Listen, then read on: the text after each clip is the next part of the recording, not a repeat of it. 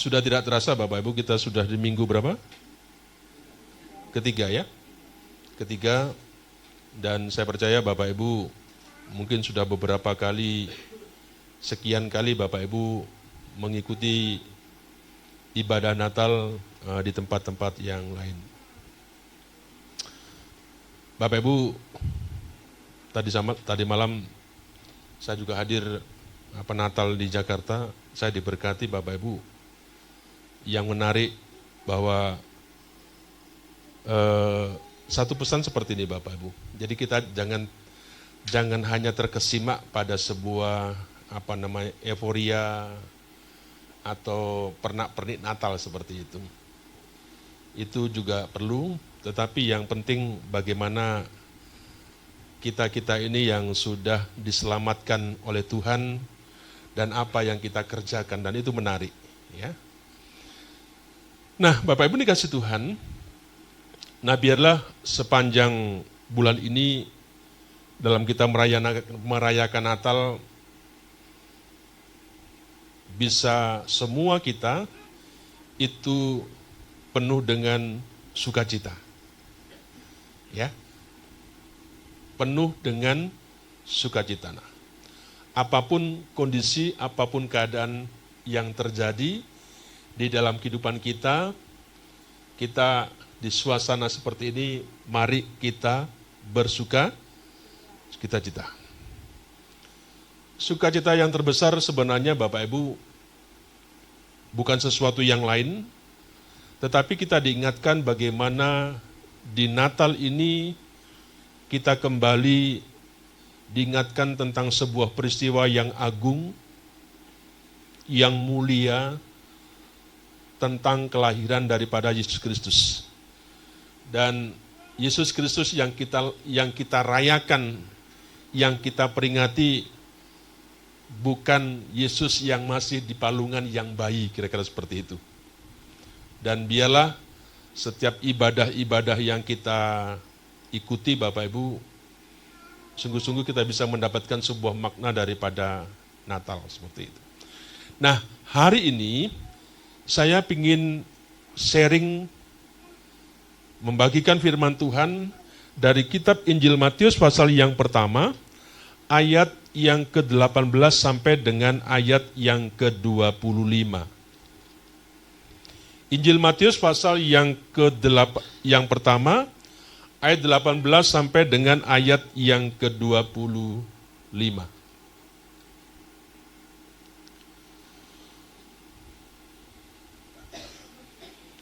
Injil Matius pasal yang pertama 18-25, mari kita akan membacakan secara silih berganti. Bersautan ayat 18, Bapak Ibu 19 sampai dengan ayat 25. Demikian bunyi firman Tuhan. Kelahiran Yesus Kristus. Kelahiran Yesus Kristus adalah seperti berikut. Pada waktu Maria ibunya bertunangan dengan Yusuf, ternyata ia mengandung dari Roh Kudus sebelum mereka hidup sebagai suami istri.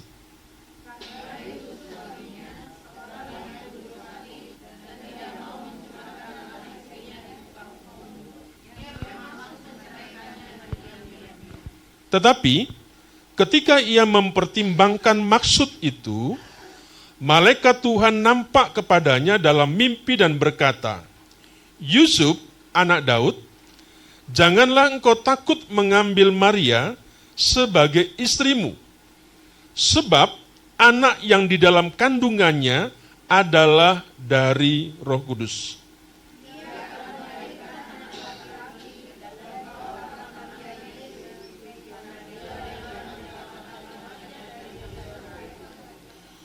Hal itu terjadi supaya genaplah yang difirmankan Tuhan oleh Nabi.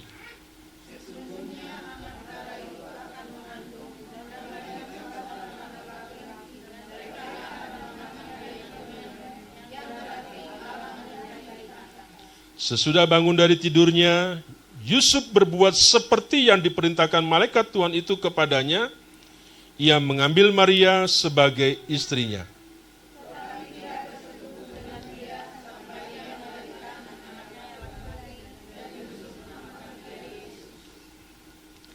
Bapak Ibu Saudara kasih Tuhan, salah satu tokoh di sini yang saya ingin bagikan yaitu Yusuf. Nah, kalau kita perhatikan Bapak Ibu Saudara, ternyata Yusuf ini jarang sekali dibicarakan, dibahas lebih jauh tentang Yusuf dibandingkan dengan Maria daripada ibu Yusuf. Jadi sosok Yusuf ini sedikit diekspos. Tidak tahu kenapa. Ada alasan katanya Yusuf meninggal, kira-kira begitu ya. Tetapi berbedalah. Maria lebih banyak kita mendengar beritanya dibandingkan Yusuf seperti itu. Tetapi Bapak Ibu Saudara yang kasih Tuhan,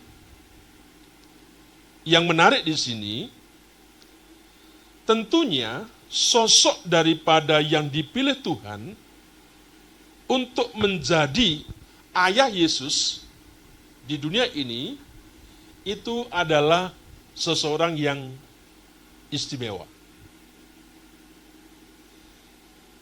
Walaupun tidak banyak diekspos, tetapi ya, Yusuf dipilih oleh Tuhan untuk menjadi ayah daripada Yesus. Jika tidak, tentu Bapa tidak akan mempercayakan Yusuf sebagai ayah duniawi bagi anaknya yang sangat dikasihinya. Kalau Yusuf bukan sesuatu yang istimewa, mungkin Yusuf tidak akan dijadikan bapa bagi Yesus. Nah, mari kita lihat lebih dalam Bapak Ibu, sosok daripada Yusuf sebagai salah satu tokoh yang penting dalam kisah Natal. Dan saya ingin mengajak apa yang kita bisa pelajari, apa yang bisa kita teladani daripada kehidupan Yusuf ini. Yang pertama, Bapak Ibu, ada 3 hal yang ingin saya bagikan kepada setiap kita. Apa yang bisa kita pelajari daripada kehidupan Yusuf? Yang pertama, Bapak Ibu, Yusuf adalah seorang yang taat dan percaya. Coba Bapak Ibu perhatikan dalam Injil Matius pasal yang pertama, ayat 20 sampai dengan ayat 21. Ya. Tetapi ketika ia mempertimbangkan maksud itu, malaikat Tuhan menampakkan kepadanya dalam mimpi dan berkata, Yusuf anak Daud, janganlah engkau takut mengambil Maria sebagai istrimu, sebab anak yang di dalam kandungannya adalah dari Roh Kudus. 21 perhatikan. Ia akan melahirkan anak laki-laki dan engkau akan menamakan dia Yesus, karena dialah yang akan menyelamatkan umatnya dari dosa mereka. Ayat 24, sesudah bangun dari tidurnya, Yusuf berbuat seperti yang diperintahkan malaikat Tuhan itu kepadanya. Ia mengambil Maria sebagai istrinya.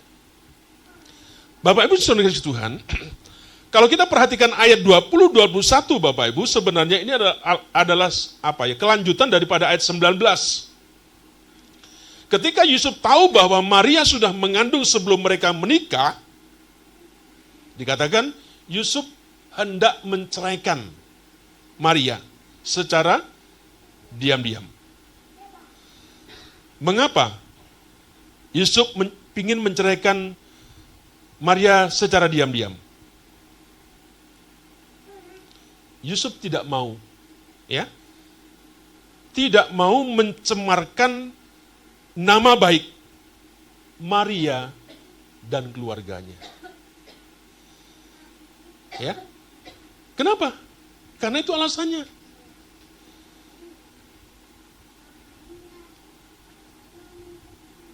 Sebenarnya Yusuf tidak hanya memiliki hak untuk menceraikan Maria,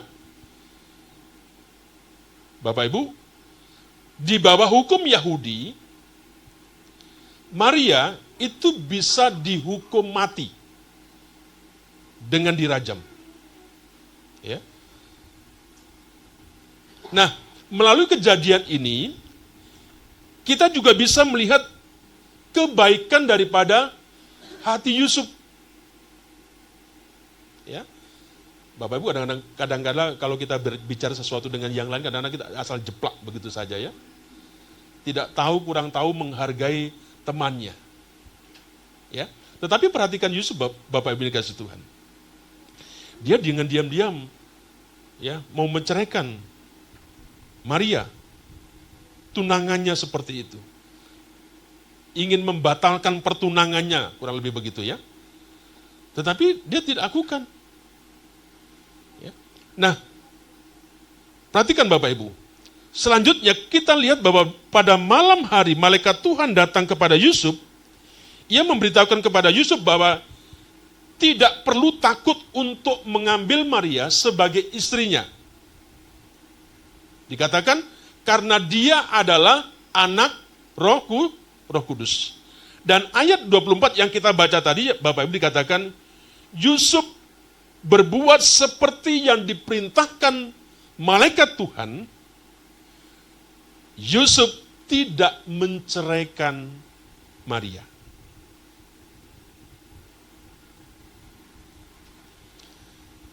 Apa yang saya ungkapkan Bapak Ibu, saya ingin menunjukkan kepada kita bahwa dia adalah seorang yang taat, seorang yang percaya.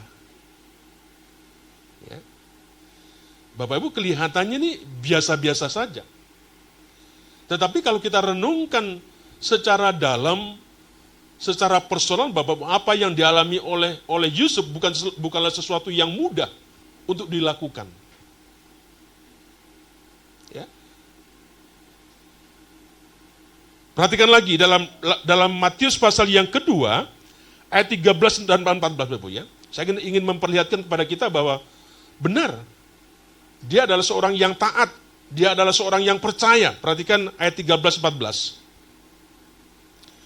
Setelah orang-orang Majus itu berangkat, nampaklah malaikat Tuhan kepada Yusuf dalam mimpi dan berkata, bangunlah, ya, ambillah anak itu serta ibunya, larilah ke Mesir dan tinggallah di sana sampai aku berfirman kepadamu. Karena Herodes akan mencari anak itu untuk membunuh dia. 14, perhatikan. Maka Yusuf pun bangunlah, diambilnya anak itu serta ibunya malam itu juga, lalu menyingkir ke Mesir. Ketika diperintahkan oleh Tuhan, Bapak Ibu, melalui malaikat Tuhan, dalam mimpi, Yusuf langsung bangun. Kemudian, apa yang diperintahkan Tuhan, Bapak Ibu, melalui malaikat, akhirnya dia pergi, menyingkir ke Mesir.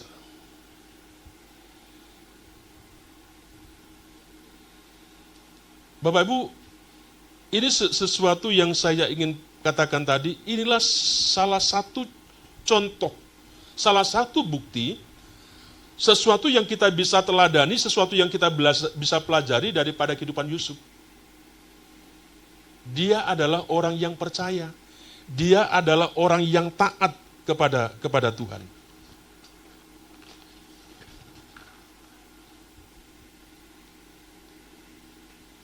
Disuruh pergi, dilarang, ya dikerjakan. Ya, ada begitu banyak contoh, Bapak Ibu. Sebenarnya kalau kita pelajari daripada kehidupan Yusuf ini, bukan hanya taat kepada Tuhan, Bapak Ibu, tetapi Yusuf juga taat kepada peraturan pemerintah. Dia mendaftarkan diri ya, dengan Maria. Apa yang diperintahkan oleh Kaisar Agustus. Yusuf juga sangat taat terhadap hukum Taurat. Ya. Kalau Bapak Ibu perhatikan dalam Lukas pasal yang ke-241 di sana, tertulis bahwa setiap tahun ia pergi ke Yerusalem pada hari raya Paskah. Tidak hanya cukup dari situ Bapak Ibu yang menandakan bahwa dia adalah orang percaya dan adalah orang yang taat. Ya. Yusuf juga menyunatkan Yesus itu pada hari ke-8. Sehingga ia memberi nama anak itu Yesus. Sesuai apa yang sudah diperintahkan oleh malaikat kepadanya. Dan ayah Yesus itu kemudian juga membawa Yesus ke Yerusalem untuk diserahkan kepada Tuhan sesuai dengan hukum Taurat bangsa Yahudi. Lukas 2 ayat 21 23 Bapak Ibu perhatikan di sana, ya. Yang menandakan itu landasannya, ya. Dikatakan ayat 21, 22, 23, lalu Yusuf pun bangunlah, diambilnya anak itu serta ibunya dan pergi ke tanah Israel. Tetapi setelah didengarnya bahwa Arkeles menjadi raja Yudea menggantikan Herodes, ayahnya itu ia takut ke sana. Karena dinasihati dalam mimpi, pergilah Yusuf ke daerah Galilea. Bapak Ibu, kalau kita memperhatikan dari ayat-ayat yang saya kutip tadi Bapak Ibu, ternyata ketaatan Yusuf begitu nyata dalam berbagai peristiwa, dalam berbagai kejadian. Meskipun mungkin jalan Tuhan bukan jalan yang pernah ia bayangkan sebelumnya, tapi luar biasanya ia tetap memilih untuk taat. Ia tetap memilih untuk percaya. Ia memilih untuk mengikuti rencana Tuhan dengan menikahi Maria. Ketika Yusuf diminta pergi dari satu kota ke kota yang lain, dia juga tetap ikut. Tentunya Bapak Ibu Saudara kasih Tuhan, ini bukan sebuah perjalanan yang perjalanan yang panjang, yang melelahkan dan juga membutuhkan banyak energi, ya. Mungkin juga waktu, juga mungkin uang seperti itu.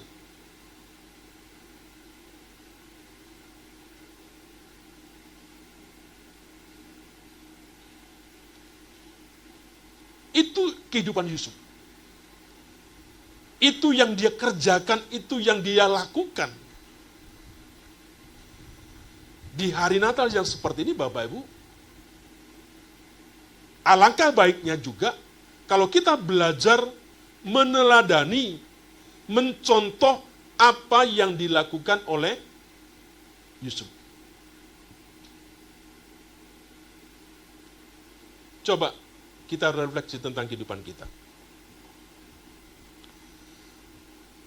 Bercermin pada diri sendiri. Berkaca pada diri sendiri. Apakah kita orang Kristen yang taat?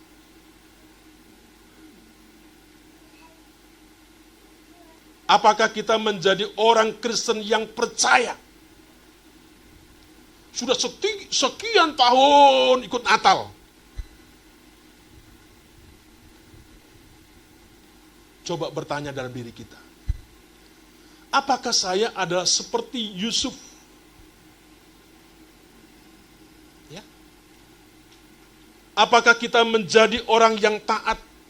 Apakah kita menjadi orang yang percaya? Ketika firman-Nya menyatakan kesalahan kita, mungkinkah kita mengubah diri kita menjadi seperti kehendak Tuhan? Ketika kita ditegur oleh pembimbing kita, ketika kita dinasihati, ya, oleh pendeta, oleh orang yang sekerja dengan kita, oleh sahabat kita. Kelemahan kita, kesalahan kita. Apakah kita mau berubah sesuai dengan kehendak Tuhan?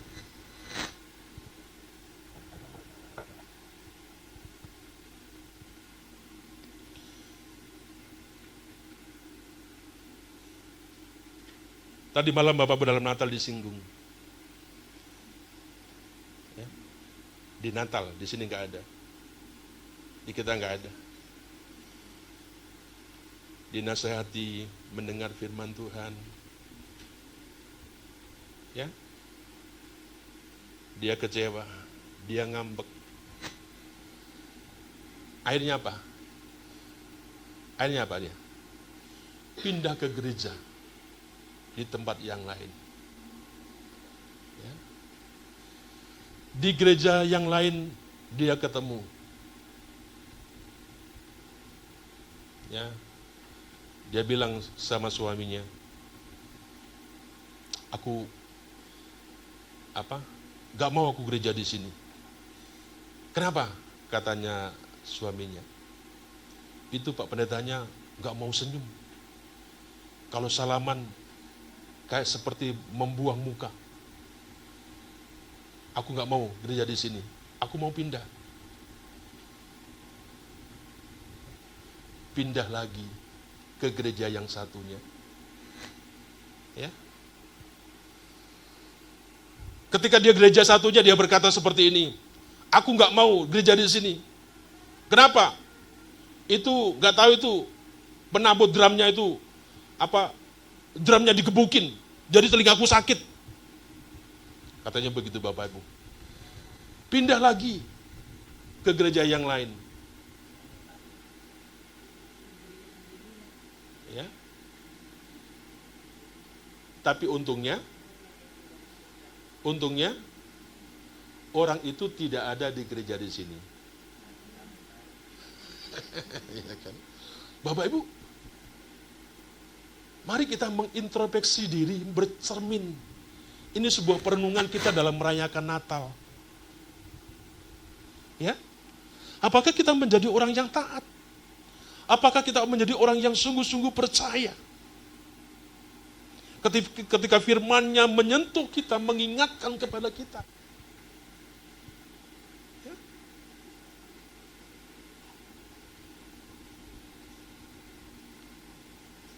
Bapak Ibu, kalau firman Tuhan itu menyentuh kita, bersyukurlah. Kalau Bapak Ibu tidak disentuh, bisa jadi Bapak Ibu sudah tidak ada persoalan dengan apa yang mungkin disampaikan firman Tuhan. Bisa jadi seperti itu. Tapi kalau Bapak Ibu memang merasakan, mengalami secara pribadi tentang apa yang kita dengar, Bapak Ibu, seharusnya kita berkata kepada Tuhan, terima kasih. Hari ini Tuhan mengingatkan kami dengan firman Tuhan seperti ini. Ya, jangan kemudian kita kecewa. Jangan kemudian kita yang macam-macam, yang pokoknya yang tidak baik, intinya seperti tadi. Ya. Bapak Ibu, kalau kita memperhatikan tadi yang saya uraikan tadi Bapak Ibu, konsekuensi tanggung jawab daripada orang yang taat, yang percaya Bapak Ibu, itu ada konsekuensinya. Ya. Berani enggak? Ya. Kita ini seperti Yusuf. Ya. Adakah enggak sebuah keberanian kita dalam menghadapi dengan apa yang kita percaya, apa yang kita taati? Ada risiko yang harus kita hadapi. Berani enggak kita? Yusuf, kenapa diajarkan kepada kita? Itu patut untuk kita teladani. Itu patut untuk kita contoh. Dalam keseharian kita, dalam pengiringan kita, dalam mengiring Tuhan.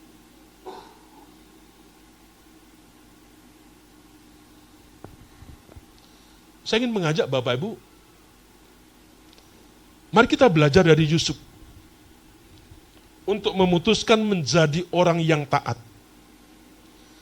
Taat kepada perintah Tuhan, taat apa yang menjadi kehendak Tuhan, meskipun situasinya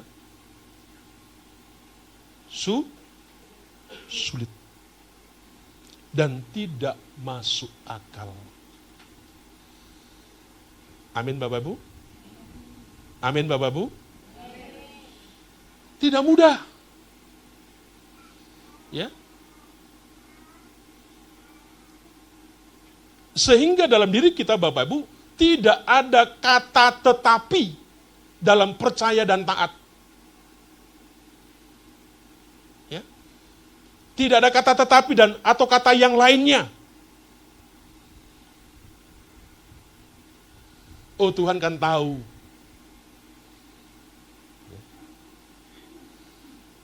Dengan kondisi saya dan sebagainya. Oh karena dan sebagainya.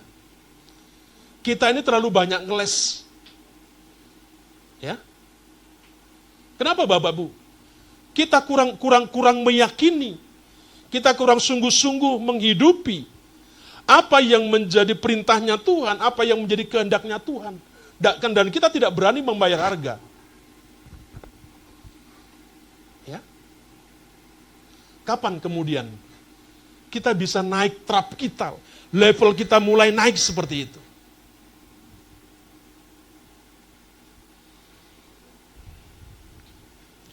Ingat Bapak Ibu Saudara yang kasih Tuhan, hidup kita itu tidak ditentukan pada situasi dan kondisi. Tetapi hidup kita itu berlandaskan firman Tuhan.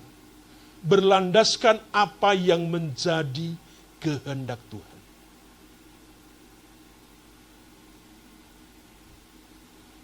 Kenapa hidupkan kita selalu galau, takut, dan sebagainya, Bapak Ibu? Sebenarnya sudah cukup, sudah terlalu banyak Tuhan berbicara kepada kita. Jangan takut, jangan khawatir, jangan macam-macam. Kalau dihitung 365 hari, kata itu cukup untuk hanya 1 hari, bahkan lebih. Tetapi kenapa? Kita tak berubah-ubah. Kenapa? Karena selalu takut dan takut dan takut dan takut. Kita kurang percaya. Kalau Tuhan itu bisa berbuat sesuatu yang tidak masuk akal, yang mustahil, Tuhan bisa mengerjakan di tengah-tengah kehidupan kita.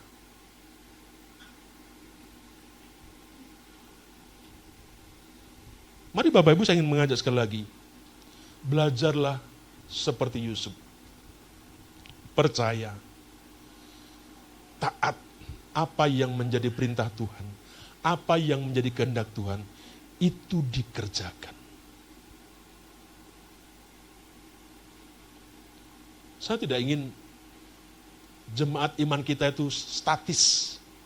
Gak maju-maju dari tahun. Polanya seperti itu. Dari tahun 99 saya datang ke sini melihat kita hanya begitu saja. Ya. Walaupun kita sering ikut ke sana, gitu kita. Ya. Tapi tetap percayanya, ketaatannya masih seperti itu. Apalagi kita akan masuk tahun baru. Ya. Saya senang Bu Ginting ini sekarang lagi semangat. Iya kan? Saya lihat. Ini orang yang paling aneh menurut saya. Kalau diajak-ajak, I'm sorry Pak Pendeta. Begitu kan. Hari ini saya lihat luar biasa. Saya senang. Ya kan? Bapak Ibu, mari seperti itu. Hidup ini hanya sekali, buatlah happy, nyaman, kira-kira begitu. Nikmati, jangan murung melulu begitu kan. Ya. Saya selalu berkata mengingatkan kepada kita, waktu kita ini sempit, waktu ini terbatas Bapak Ibu. Ya. Jangan dipikir saya datang ke malam tidak enak, digebuki di sana dengan firman Tuhan, gak nyaman, menyakitkan. I am disciple, begitu kan.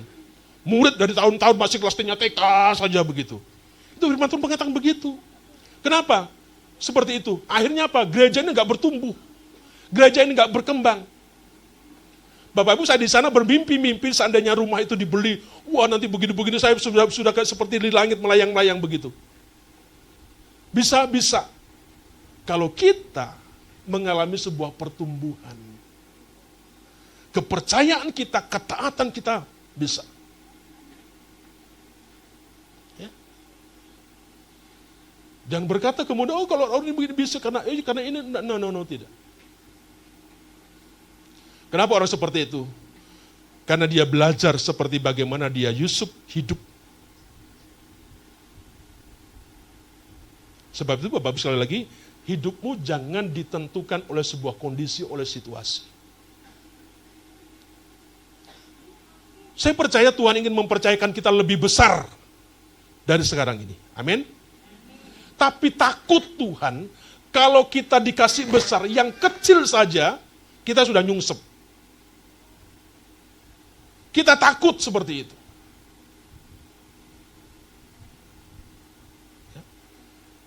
Waktu kita, talenta kita, uang kita, apa saja sebenarnya Tuhan ingin percayakan lebih besar daripada sekarang ini.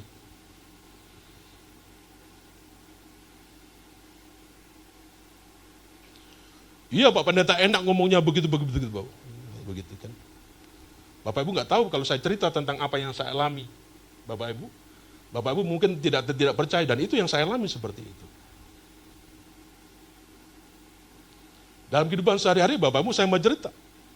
Banyak juga tanggungan saya. Ya.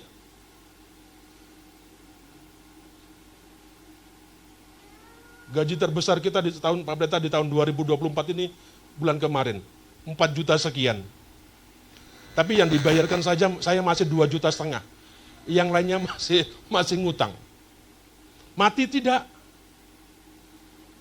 Ya, semuanya masih berjalan, ada cara Tuhan.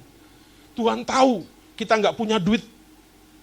Tuhan tahu kita sedang kemana dan sebagainya, Tuhan tahu. Ya, Bapak Ibu, kapan kita mulai naik seperti itu? Saya ingin di Natal ini, saya ingin mengajak untuk kita kembali merenungkan tentang sebuah kehidupan daripada Yusuf. Yang kedua, apa yang kita bisa lihat daripada Yusuf ini Bapak Ibu? Ternyata Bapak Ibu, setelah saya renungkan, setelah pelajari, ternyata Yusuf ini adalah seorang yang bertanggung jawab.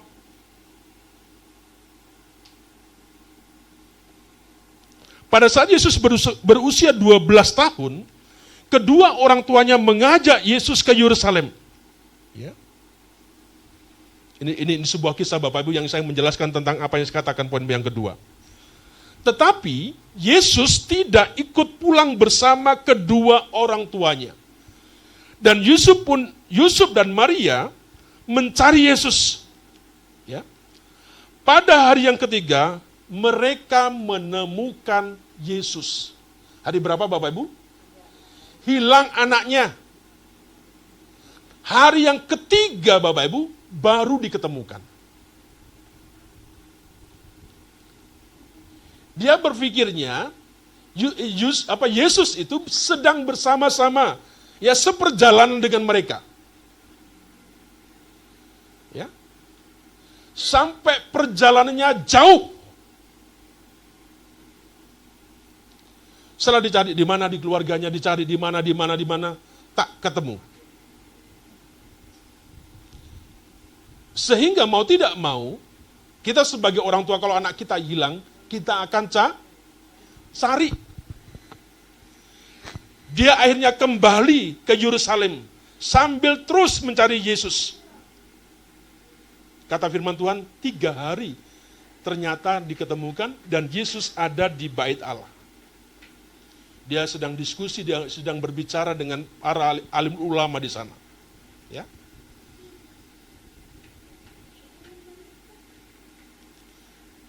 Yusuf sebagai seorang ayah bertanggung jawab. Dia mencari ketika anaknya hilang, tidak bersama dengan mereka. Dan Bapak Ibu bisa membayangkanlah kalau kita punya anak 3 hari, ya, baru diketemukan. Perhatikan Bapak Ibu ya. Menurut sumber Bapak Ibu, mereka ya kehilangan Yesus dari perjalanan dari Yerusalem itu ke Nazaret. Yerusalem ke Nazaret seperti itu Bapak Ibu. Nah jaraknya itu sekitar 104 kilometer. Dari mana Valen? Hah? Garut. 104 kilometer. Jadi harus balik. Saya masih ingat waktu di mana mau ke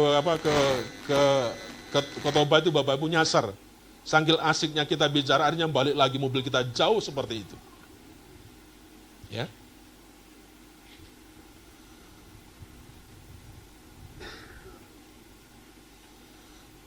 Hal ini Bapak Ibu menunjukkan bahwa sebenarnya dia sosok ayah yang bertanggung jawab.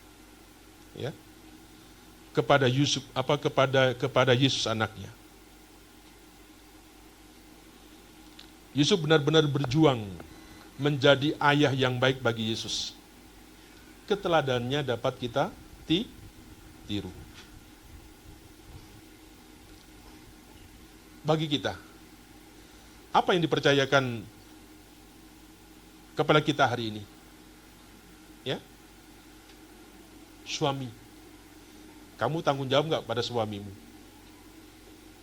Yang bapak-bapak dengan istri, dengan keluarga, anak, pacar, ya, sahabat, bisa pekerjaan, bisa uang, bisa anak bimbingan kita, atau orang-orang yang kita pimpin. Apakah Bapak Ibu adalah orang yang bertanggung jawab? Ya. Itu yang dipercayakan kepada kita. Uang, apakah you bertanggung jawab? Pekerjaan, ya, sahabat. Saya kalau mendengar di TikTok, Bapak melihat di TikTok itu ada nggak tahu saya itu hanya satu cuplikan saja, ya kan? Jangan saudara dikelabuhi, nggak tahu ngomong apa, dikelabuhi dengan siapa begitu. Utama gereja, Tuhan, pelayanan dan sebagainya. Anak, istri, suami, pekerjaan ditelantarkan. Saya pikir itu yang salah Bapak Ibu.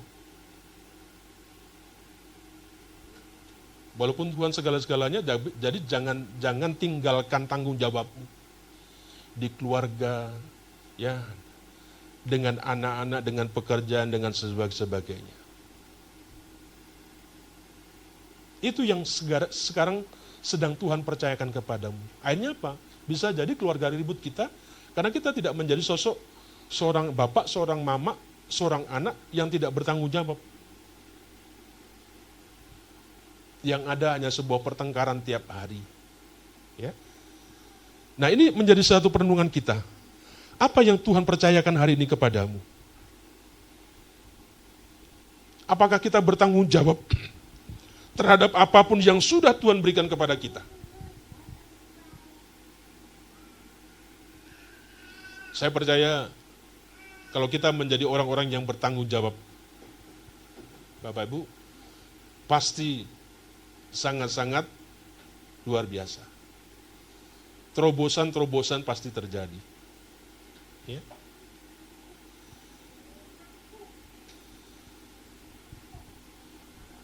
Mari, biarlah kita belajar menjadi orang yang bertanggung jawab. Di pekerjaan ini, di pelayanan kita, Bapak Ibu, sebagai majelis, sebagai jemaat, apakah kita bertanggung jawab? Sebagai pelayan Tuhan, apakah kita bertanggung jawab dipercayakan? Ya. Mari kita menghambakan kepada Yesus yang sudah segalanya dalam kehidupan kita. Bukan kepada lembaga, bukan kepada manusia, tetapi benar-benar kepada Yesus. Yang terakhir, apa yang kita bisa lihat daripada Yusuf ini? Dia adalah orang yang rela berkorban, ya, dan mengendalikan diri.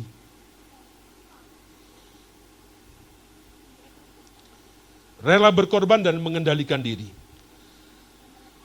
Kalau kita membaca Matius 1, 24-25 Bapak Ibu, ya, sesudah bangun dari tidurnya, Yusuf berbuat seperti yang diperintahkan malaikat Tuhan kepadanya. Ia mengambil Maria dan sebagai istrinya, tetapi tidak bersetubuh dengan dia sampai ia melahirkan anaknya laki-laki, dan Yusuf menamakan dia Yusuf. Nah, salah satu keteladanan yang bisa kita tiru adalah rela berkorban dan mengendalikan diri. Di situ dikatakan, ia tidak bersetubuh dengan Maria sampai Yesus lahir. Ia mengesampingkan kepentingannya pribadinya di atas kepentingan Tuhan. Kalau urusan kita sendiri sama Tuhan, Tuhan tahulah, ngertilah saya. Tapi seringkali kita tidak mau mengerti apa yang menjadi kemauan Tuhan dalam kehidupan kita. Ya. Yusuf, Bapak Ibu, kalau kita membaca, dia berpindah-pindah dari satu kota ke kota yang lain. Ke Bethlehem, ke Mesir, ke Nazaret. Ya. Itu pun butuh hati yang rela berkorban.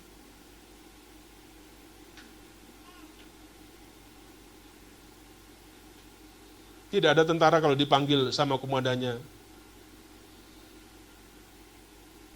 Pak sini. Entar dululah. Gitu kan. Gak ada ya. Selalu bisa bicara? Siap. Gak ada komandan, gak ada prajurit yang seperti itu, tentara seperti itu. Perjalanan panjang tersebut, Bapak, membuat Yusuf harus mengeluarkan tenaga, waktu, uang. Ya. Mungkin ia pun harus melakukan pekerjaan di lain kota, Bapak Ibu, yang baru dan beradaptasi lagi, bisa jadi mungkin seperti itu.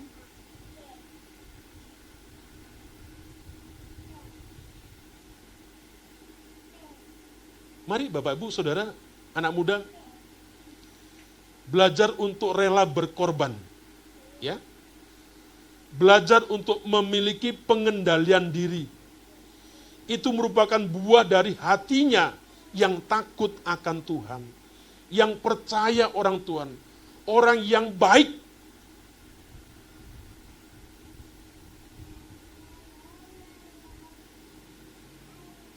Secara singkat saya mau berkata Bapak Ibu. Hari ini, ya, kepentingan siapa yang lebih kita depankan?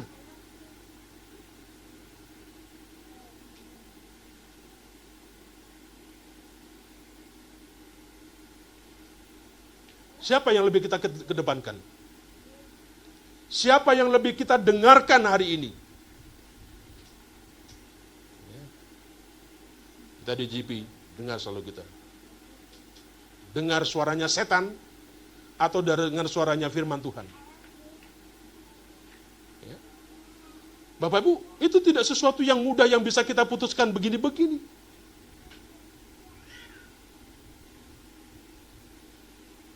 Rela berkorban, ya. Belajar memiliki pengendalian diri.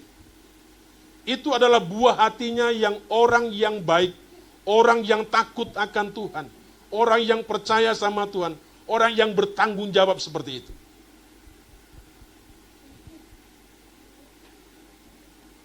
Saya mengajak untuk merefleksi tentang kehidupan kita.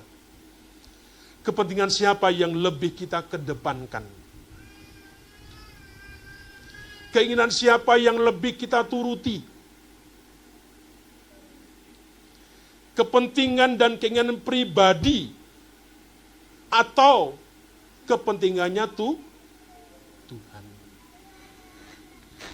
Yang kerja ngeluh. Iya kan? Yang kerja takut bagaimana masa depannya. Bagaimana kemudian kita yang tidak kerja, yang kerjanya rok-rok asem gak jelas. Ya. Yang kerja saja galau. Nah, saya tidak bisa membayangkan bagaimana orang yang tidak punya sebuah pekerjaan.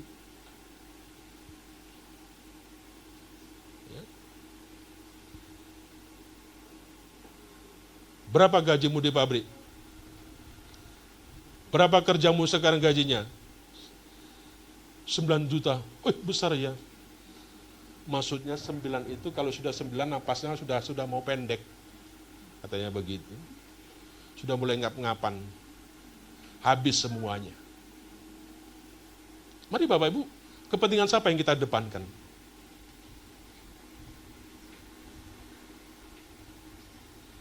Saya salut kalau ada jemaat, kalau ada persekutuan di gereja atau Rabu, Bapak punya usaha, tutup warungnya. Ini Tuhan. Salut saya begitu.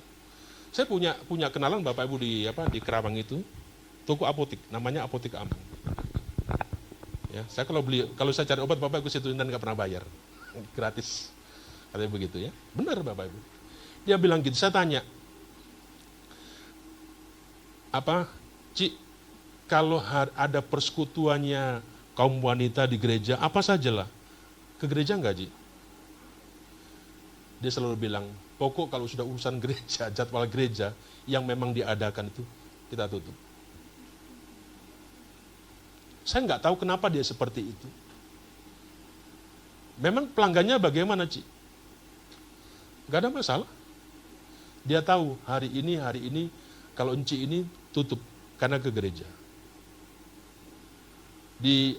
Waktu kami di Malang, Bapak Ibu di Singosari, waktu Ibu pelayanan di GKT di Malang itu Bapak Ibu, ada satu jemaat itu Cina juga. Dia tuku, penjual saprodi, sarana produksi begitu, obat-obatan, pupuk dan sebagainya begitu Bapak Ibu ya.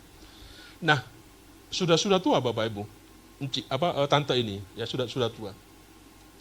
Jadi itu tokonya di dekat dengan pasar. Kalau hari Minggu itu tutup. Selalu dia pergi gereja, gerejanya GSIA. Ya, kalau nggak salah di GSIA dia. Setiap pagi tutup, ya kan? Saya tanya, Tante, gimana dengan pelanggan? Gak ada masalah. Kok gak masalah gimana? Hari Minggu kan pasar rame. Banyak orang-orang kalau di sana Bapak Ibu kan biasanya orang gunung turun beli apa dan sebagainya kira-kira begitu ya. Pasti kecewa pelanggan begitu. Dia kata enggak. Mereka tahu, ya. Tahu kenapa? Kalau hari Minggu tokoku tutup. Sehingga dia pergi ke tokonya tidak hari Minggu. Yang kedua Bapak Ibu, ternyata tante ini kalau berjualan servisnya itu bagus. Contoh, kalau saya beli misal saya petani beli obat kepada dia, saya beli obat insektisida, ya, untuk ingin mematikan serangga katakanlah. Saya pakai obat yang mahal, saya nentukan obat ini yang paling manjur kira-kira begitu. Tapi tante ini tidak bilang, kamu gak usah beli ini, Bapak, ini terlalu mahal. Yang ini saja cukup kalau itu persoalannya. Ternyata Bapak Bu, dari seperti itu cara pelayanannya dia senang. Sehingga dia tidak pernah kehilangan namanya pelanggan. Bapak Ibu, persoalannya itu tadi. Ya kan? Apakah kita percaya? Ya, apakah kita sungguh taat dengan apa yang menjadi kemauan Tuhan, kehendak Tuhan? Apakah kita bisa menempatkan kepentingan Tuhan daripada kepentingannya diri sendiri? Itu saja sebenarnya yang menjadi sebuah persoalan dalam kehidupan kita. Ya. Bapak Ibu jangan pikir nanti saya selesai Natal, Bapak Ibu 25 Desember, selesai Natal nanti Bapak langsung cabut ke Jawa. Ya kan? Pak Pendeta jalan-jalan, jangan pikir pergi jalan-jalan. Bapak Ibu, dang-hadong hepeng sebenarnya. Masa pergi gak ada berduit Pak Pendeta? Ya punya lah untuk beli bensin, beli tol kira-kira begitu. Adalah dipersiapkan. Ya, tetapi maksudnya bukan wah kita enggak. Ada sebuah kepentingan yang sedang kita pingin bangun Bapak Ibu. Bukan kita ngelencer. Ya, Bapak Ibu maafkan saya nanti tanggal Minggu ke-5 dan tahun baru saya tidak ada di sini. Saya masih ada di Jawa. Ya. Tetapi Bapak Ibu, kenapa? Saya belajar seperti itu gitu dalam kehidupan ini. Nah, saya pingin Bapak Ibu kita juga mengalami seperti itu. Mari kita belajar dari tahun ke tahun.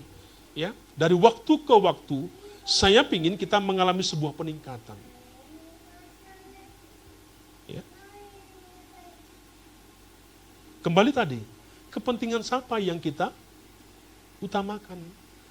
Kepentingan siapa yang kita dulukan? Kepentingan siapa yang kita lebih turuti? Kalau hanya pentinganmu, pribadimu, maka engkau akan stagnan dari tahun ke tahun. Kamu akan sepertimu dalam pengiringanmu kepada Tuhan.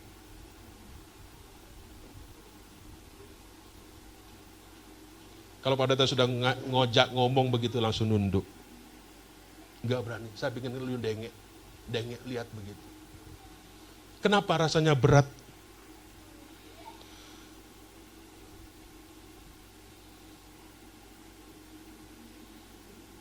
Bapak Ibu, terakhir, kalau saya menjelaskan seperti itu tadi Bapak Ibu, dengan kehidupan daripada Yusuf,